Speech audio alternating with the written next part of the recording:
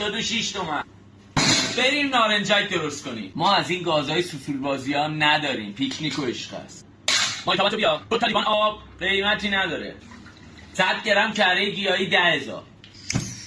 نیک بیک تو روشن میکنی. یه کوچیلی هم بهش نمک میزنی. اینم تو بگو 1000 تومن. انقدر اینو هم میزنی تا جوش بیاد. آب که اینجوری با کره جوشیدهش نوبت آرد و بکینگ پودره. 2 تومن بکینگ پودر، 8 تومن هم آرد. قاطی میکنیم با هم میره توی کره.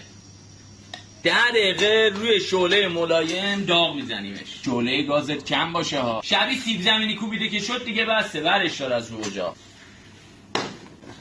داغ نریزی تخم مرغا رو این تو نیمرو درست کنی یا یه ذره صبر کن بذار از حرارت بیفته. دستگاه ژاپنی میاری 8 تا تخم مرغ، 8 5 تا 40 تا 40,000 هم میشه تخم مرغا. دونه دونه اضافه میکنی تو مخلوط سیب زمینی کوبیده. این وسطا 5 تومن هم بهش وانیل اضافه میکنی. بیا اینجا. بافتش باید این شکلی بشه، نگاه کن.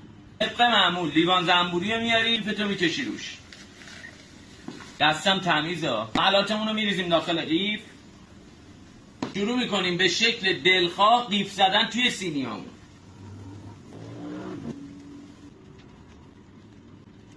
دمای 200 درجه فرمون رو از یه رو قبل گرم کردیم بذاریم داخل فر. فقط رنگ رو بین. 600 گرم خامه قنادی